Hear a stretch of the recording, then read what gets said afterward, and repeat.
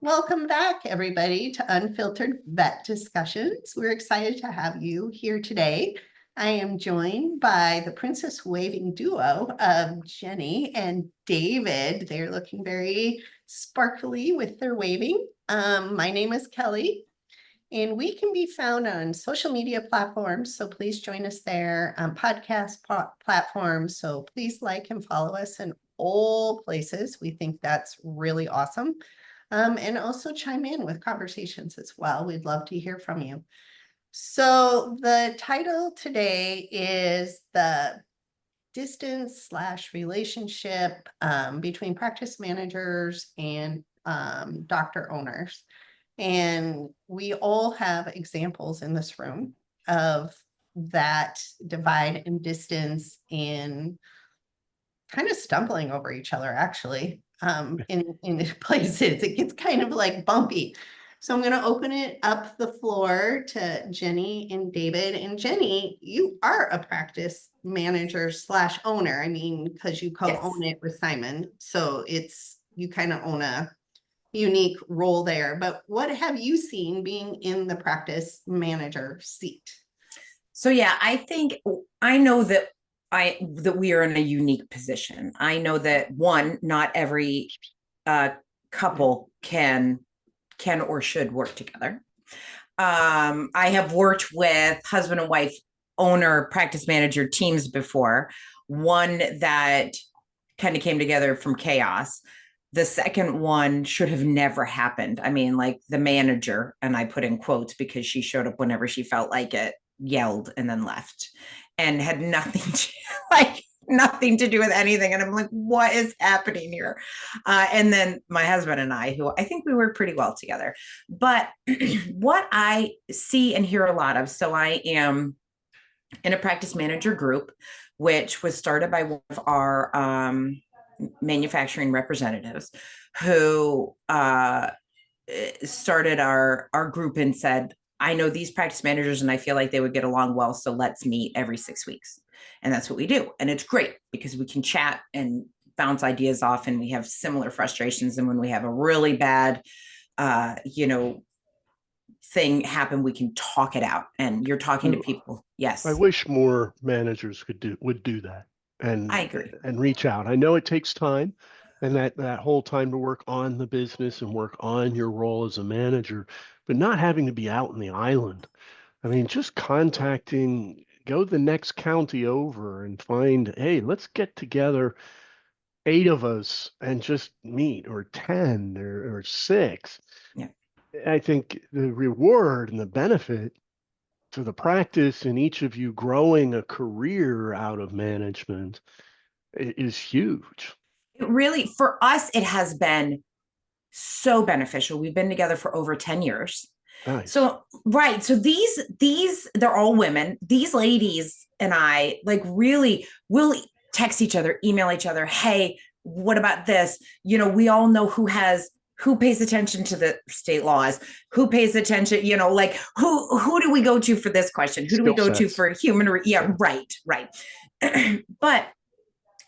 And we've been together, like some of them have gone from privately owned to corporate owned. One is now a regional manager for eight practices. And they've watched me as I've gone through my CV. I got my CVPM. I've started speaking. I've started writing, doing podcasts, things like that. And we've all just been so supportive through the whole thing. One of the biggest frustrations, though, that I have consistently heard both from that group and from going to conferences and talking to other practice managers, because when you go to conferences, it's okay to talk to the person next to you. Which doesn't always happen, but it is okay. One of the biggest things that I hear is, one, like I say this, it's kind of like when mom and dad, you're at home and your kids ask mom and mom says no. That would be me, practice manager. And then they go, I'm going to go ask dad. And the dad says, or the owner's like, yeah, sure. Whatever. You want 6 weeks off? Go right ahead. And here the practice manager's like, I just said no. Now I have to staff it. The rest of the team is going to be pissed because this person just got 6 weeks off. And it's like they don't talk. Or all these people go to these conferences and they're getting all of these great ideas. And they go back and the owner's like, and the practice managers are like, why do you even send me? Why are you wasting your money, my time, if you're not even going to listen? So that is, yes, I have a unique experience because I can just be like, hey, babe, we got to talk. And even he'll be like, oh, I got to go to the principal's office. But, we do have to run this together and we work together really well. But there has to be ways to bridge this gap so that the owner and manager are a cohesive unit and are on the same page. And then the team knows that, oh, if mom says no, dad's going to say no too. Or dad should say whatever your mother just said, which is what all husbands should say anyway. What did mom say? Because that's the correct answer. But, we know that doesn't work that way. But what are your experiences with this? Yeah, go ahead. Let me add one thing, David. So I'm going to also add to your list for consideration with the conference piece of it. We've seen doctors, owners go to conferences, come back with all new ideas, don't talk to the practice manager, and tear up the pea patch of what's working. They're like, what the fill in the blank are you doing? This is working. This is doing. Why didn't you ask me before you signed a contract? Why didn't you ask me before you did this choice? Because now you're screwing up the entire system. So we've heard that from our end. The owners were just trying to help. Yeah. They should stop. It was a great idea. Yeah. No, they pitched it so well. What could go wrong? Yeah. Yeah. So David, go ahead. Yeah, a big part of it that I see, or what I don't see, is the practice owner hires a manager, manage the practice. That's it. And a lot of practice managers don't even have a job description. What are you hiring me to do? Is it to just make sure everything's copacetic and put out fires? Or is it to take the practice from here to there? And do we have this mission and vision? What are you giving me the authority to do? And if you don't have a job description, how do you know if you're doing your job? And then within that, are you getting the data? So many managers don't have access to the financial data. And I get that. That's fine. That's the owner's call. Owners listening, I think you're making a mistake. I think you need to give at least the practice manager that cost of goods sold data and maybe the support staff expense data and review that with them. But if they don't have financial data and they're not responsible for that, then they can't help manage your profitability. They can manage revenues. They can manage keeping everything happy, and clients happy. But you need to spell that out in the job description. And so many managers that I talk to that get frustrated, they don't have a description. And they need to sit down together and say, what's our goal? How do you know if I'm doing the job right if you don't know if I don't know what I'm supposed to be doing? And we were talking before the podcast started. If those conversations aren't happening right at the beginning of the job description, and just on an ongoing basis, we have embezzlement because nobody's watching the person who's watching the shop, right? We have different stories about that. So there's so many different reasons why you just don't give your power away to a practice manager and say, let's do a good job. Right. I think any practice that has, and I think this is true of whatever level of leadership you have, you need to be meeting once a week, once a month at the latest, or at the least, right? Like you need to have scheduled, here's when we're going to meet, here's what we're going to talk about. So I have I call her my head receptionist. She's my little protege. I love her.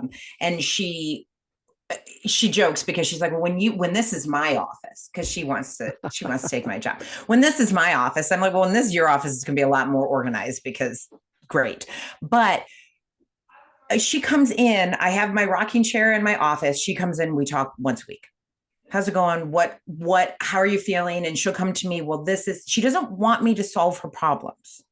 She wants to know how to solve her problems and what suggestions do I have? And here's what she's tried. And, these things, communication with team members, new policies and procedures that she's come up with to make the front of the house run smoother. Okay. So she'll come to me with those things. My CVTs will come in and Jenni, what do you think of this? What do you think of this? Here's the issue I'm having. But it's an open door. We meet, we talk about how's everything going. Great, fantastic. But I don't think, first of all, I don't think that happens when we promote people. I think we have a history of, oh, you've been here the longest? Let's make you the manager. Oh, I'm not going to pay you anymore. You're not going to get a job description, and I'm going to yell at you when everything goes wrong. And you have zero support for me. And I still want you to fill in the lab when we get behind it because you were a tech once, or answer the phones. You are paid too much to answer the phones as a manager. Or do your social media posts when you have a spare moment, like consistently, because obviously you're on your phone and on social media, so you can also add that to the list as well. Absolutely. And there's no guidance on any of that, right? To what you were saying, David, there's no job description, but then, do my social media post. What's our goal of social media? Is it to educate? Is it to celebrate the team? Is it to draw up business? I don't know. You figure it out. It just kills me because I think that we need to be making a conscious effort to meet more often about these things with all of our leaders, whether it be your head technicians. Your head technicians should be meeting with their assistants on a regular basis. Your head receptionist should be meeting with the other CSRs on a regular basis. Whatever your hierarchy is. My doctors meet every Monday morning. They go over not just cases, but what are we doing for policies and procedures? How are we going to do that? Then I have one doctor who meets with my technical staff. It's probably about every 6 weeks to 8 weeks. But here's the policies and procedures we're going to change. What do you guys think? What logistical issues do you see? It's constant communication. But we just have a history of, I'm going to promote you. Now you're practice manager. You don't know what you're supposed to do. I don't know what you're supposed to do. I'm not going to pay you any more money. But boy, it sure sounds good. And we wonder why we're losing people. We wonder why we don't have team retention. We wonder why we can't get, and then you got owners who are like, nobody knows what to do because we're not having conversations. We have to talk to each other. And to what we talked about in our previous recording, strategic planning. Where are we going? What are we doing? I ask my team, what do you love to do? What do you love about your job? What can I encourage you or empower you to do more of? You're a CVT and you really like ultrasound? Great.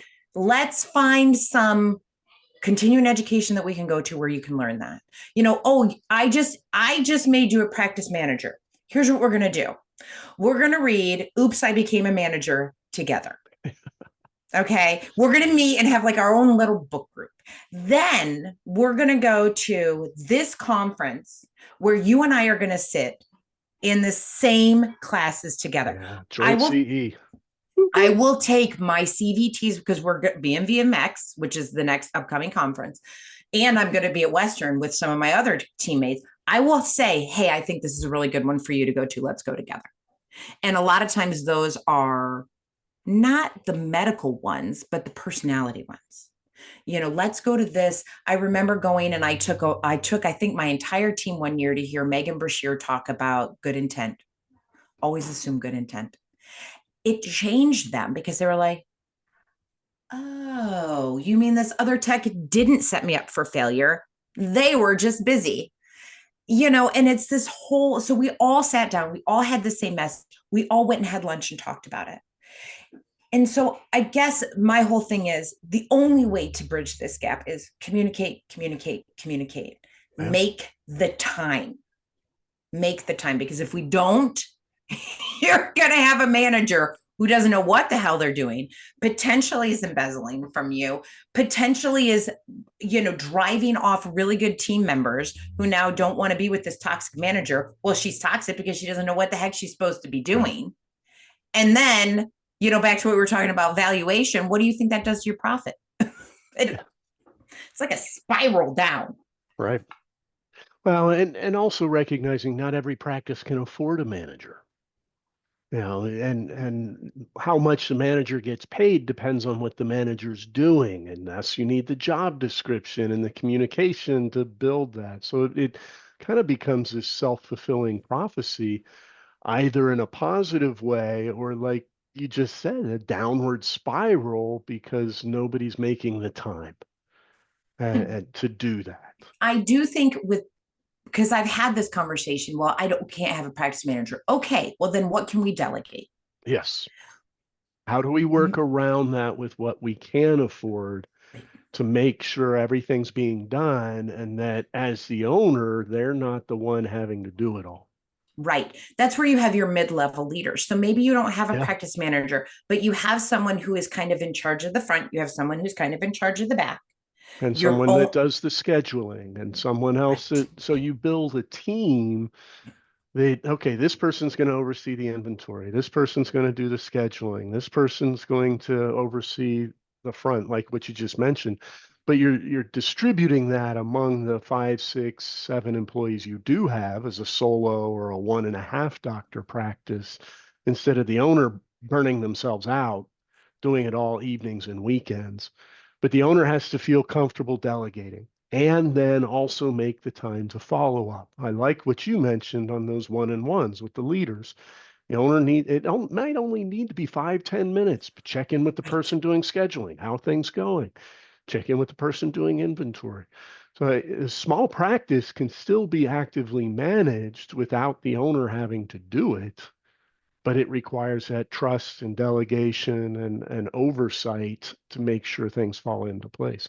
And then you grow into a part-time manager, and he or she does A, B, and C. And as the practice grows, maybe that position grows, Right. depending on what makes everything the most effective. I've had very large practices with no manager, no management level, because everything's delegated to the head tech, the head CSR, the head kennel, and it's spread out instead of having this manager who has to oversee everything. So there's a lot of ways to do it. We just have, in that case, they really have a bunch of little managers instead of this management administrator only perspective. The work's still being done, but you've got those job descriptions and responsibilities and network. And like you said, which I 100% communication, people know what's expected of them in that role, and they've been empowered to act and make decisions without fearing and the repercussion of the owner changing the mind or something. I empowered you to do it. I have to trust your outcome. Right. And it's that constant support. I'm trusting you to do this. I'm going to give you the tools necessary, because I think we don't give them the tools. So I'm going to give you these tools. I'm going to encourage you to listen to these podcasts, read these books, or, I've offered to buy people Audible books if they don't read. And I'm like, listen, one of my head technicians, we read Dare to Lead by Brene Brown, who I'm like, this needs to happen. And so she did. I'm like, how do you want to read it? And here's the workbook that goes with it. I will pay you to do this. And that's the other thing, is we need to compensate properly. You cannot just give someone a title and then just be like, but I can't pay you anymore. And right, maybe you can't afford a practice manager, but then you better be paying those littler managers a little bit more for the responsibilities that they have. And then that goes up as your profit goes up and as their responsibilities go up, because what we do every day is hard. It is, like Kelly, you talked about crying at your vet practice. I am not a crier. I have held clients while they're crying, right? I have held team members while they're crying. I just, one of my team members this morning literally got peed on, pooped on, and anal glanded on from a very upset pug this morning. She had to change into her spare scrubs. Like, I got clawed up this morning, trying to restrain a little French. It's always the little ones, right? A little French bulldog who decided that, no, I don't want to do this. So we can, towel wrapping is wonderful. But it's one of those things, what we do is hard enough every day. Adding on more responsibilities not that it can't be done, because it definitely can be, but there needs to be a reward that goes along with that, that coincides with that. You need to have compensation, you need to have benefits, you need to have rewards for these leaders. You need to give them support, and you need to give them, like, you can't just empower somebody and say, here you go, if you don't give them the tools to do it. So the other side of that, I'm going to add in there, speaking from a marketing point of view. I've seen those scenarios you guys are talking about where you add a job to somebody and then another part of the job to somebody else. I've seen it, not only are they not compensated, they're overwhelmed. So when they add the job, there is no recognition of what that position, that extra task, like no recognition. Doing inventory is going to be an extra X hours a week. Doing your social media posts is going to be an extra Y hours a week. Well, if that person is already working 40 hours, something has to come off the plate for something else to be added. So priorities, like you said, goals, what are the goals, Jenny? But the priorities of the staff person's, like, which is the job description, David, you were talking about, but you just can't expect this person to get more on their plate without balance, right? Got to make room on the plate. Well, there's only, we have 24 hours in a day. You cannot make more time. Yeah. So something's got to give. Something's got to give. So it's not also the compensation dollar wise of a greater paycheck, right? I'm also going to throw in the consideration of what does that mix of job duties equal up to? Is that a 40-hour week? Are they already at a 40-hour week? And now you just have full time's now 32. Oh, all right. Well, 32 Is weeks. it really? Not federally. Not federally, but for most veterinary employment contracts and earning benefits, being full-time status with the Mine corporations, is 32 hours a week. Mine's 35, but yeah. But regardless, you're asking him to do 60, right? You path, whatever the mark is, 32 to 40, you're now at 60. And it's like, that's maintainable for a week or two. That's not maintainable for the entire year, right? Right. You can't fit all of it. You can't fit 60 hours worth of work in 30 hours. No. And this is, again, this goes wish. back to, right? Just magically make everything happen. But this also goes back to retention. Your people are going to burn out. We're going to lose them. They're not going to be able to stay if you have these expectations and you're not providing the support and you're not communicating. Mhm. But owners have to be on board, and don't just give people these jobs if you're not going to follow through and talk to them and allow them to do their jobs. But you should be giving these people these jobs, because you should be worrying about being a medical director and a veterinarian. Like, those need to, and strategic planning for your legacy, your business, right? Yeah. Those need to be your priorities, not, hey, why didn't the IDEX lab samples get put out last night? Like, that should not be your problem. Yes, it's your problem, but there should be, that should fall under somebody else's job. Well, so that's my little soapbox. Love your practice managers. We're amazing. And give them a job description. And give them, please. I have my own. I did write my job description, but I do even have one. I'm like, what happens if I die? Yeah. Somebody's got to know what I do. So yeah, I try and leave track. Keep track of it. Yes. Well, we're going to leave it here today with this episode of Unfiltered Vet Discussions. So thank you for joining us. Please share our podcasts with people who might enjoy them. Come like us and follow us on all our social media and podcast platforms. Until then, you get the Princess Wife, and have a great day. David, yours is great. I've been practicing.